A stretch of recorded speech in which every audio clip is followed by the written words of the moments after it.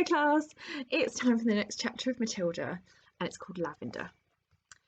In the middle of the first week of Matilda's first term, Miss Honey said to the class, "I have some important news for you, so listen carefully.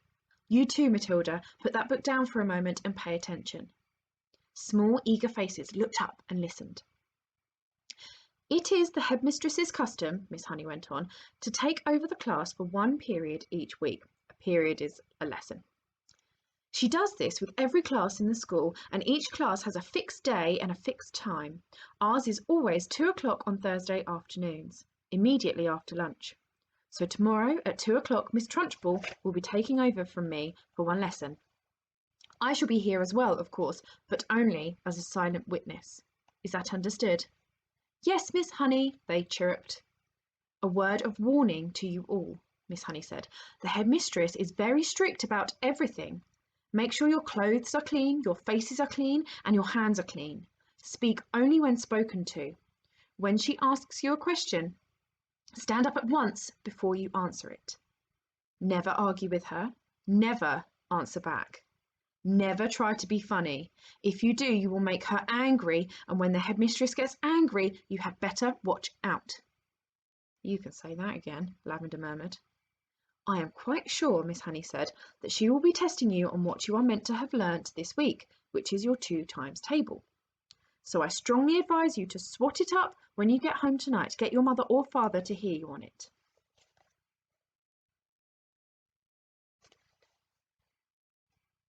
"What else will she test us on?" someone asked. "Spelling," Miss Honey said. "Try to remember everything you have learnt these last few days. And one more thing. A jug of water and a glass must always be on the table here when the headmistress comes in. She never takes a lesson without that. Now, who will be responsible for seeing that it's there?" "I will," Lavender said at once. "Very well, Lavender," Miss Honey said. "It will be your job to go to the kitchen and get the jug and fill it with water and put it on the table here with a clean, empty glass just before the lesson starts." "What if the jug's not in the kitchen?" Lavender asked. "There are dozens headmistresses' jugs and glasses in the kitchen," Miss Honey said. "They are used all over the school." "I won't forget," Lavender said. "I promise I won't." Already, Lavender's scheming mind was going over the possibilities that this water jug job had opened up for her.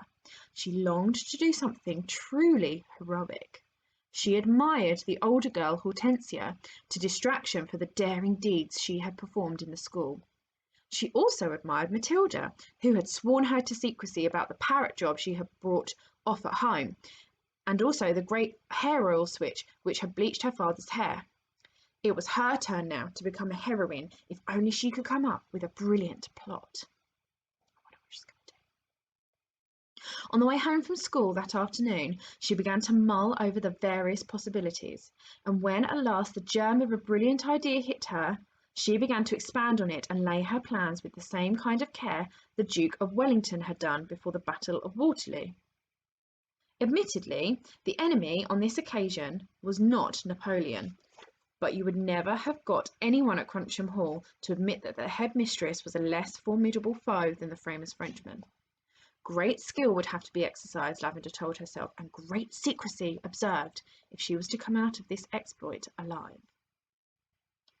There was a muddy pond at the bottom of Lavender's garden, and this was the home of a colony of newts. The newt, although fairly common in English ponds, is not often seen by ordinary people because it is a shy and murky creature. It is an incredibly ugly, gruesome-looking animal, rather like a baby crocodile, but with a shorter head. It is quite harmless, but doesn't look it. It is about 6 inches long and very slimy, with a greenish-grey skin on top of an orange-coloured belly underneath. It is, in fact, an amphibian which can live in or out of water. That evening, Lavender went to the bottom of the garden and determined to catch a newt. They are swiftly moving animals and not easy to get hold of.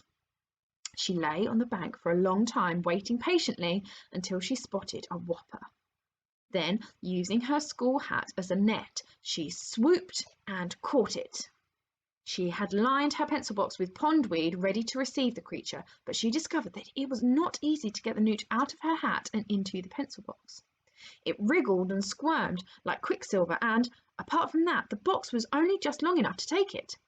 When she did get it in at last, she had to be careful not to trap its tail in the lid when she closed it. A boy next door called Rupert Entwistle had told her that if you chopped off a newt's tail, the tail stayed alive and grew into another newt 10 times bigger than the first one. It could be the size of an alligator. Lavender didn't quite believe that, but she was not prepared to risk it happening.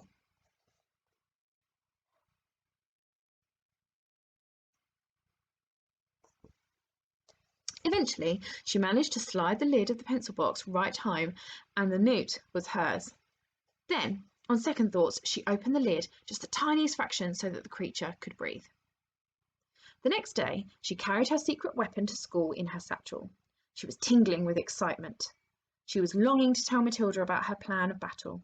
In fact, she wanted to tell the whole class, but she finally decided to tell nobody.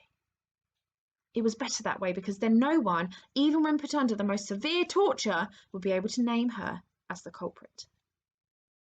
Lunchtime came. Today it was sausages and baked beans, Lavender's favourite, but she could not eat it. "Are you feeling all right, Lavender?" Miss Honey asked from the head of the table. "I had such a huge breakfast," Lavender said. "I really couldn't eat a thing." Immediately after lunch, she dashed off to the kitchen and found one of the Trunchbull's famous jugs. It was a large, bulging thing that made of blue glazed pottery. Lavender filled it half full of water and carried it together with the glass into the classroom and set it on the teacher's table. The classroom was still empty. Quick as a flash, Lavender got her pencil box from her satchel and slid open the lid just a tiny bit. The newt was lying quite still. With great care, she held the box over the neck of the jug and pulled the lid fully open and tipped the newt in. There was a plop as it landed in the water, then it thrashed around wildly for a few seconds before settling down. And now, to make the newt feel more at home, Lavender decided to give it all the pondweed from the pencil box as well. The deed was done. All was ready. Lavender put her pencils back in the rather damp pencil box and returned it to its correct place on her own desk.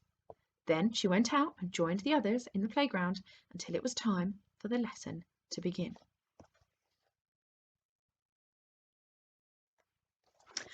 What do you think? What's going to happen next? Is Lavender super brave? Maybe a bit silly? Maybe a bit of both. So we learnt all about newts in that chapter. We learnt that newts are amphibians. And we also learnt that Rupert Entwistle thinks that if you chop off a newt's tail, the tail stays alive and grows into another newt 10 times bigger than the first one. Now, I wonder if you fancy an extra challenge today. You could have a think about if you had a truly evil head teacher and you were going to play this prank on them, what would you put in their water jug?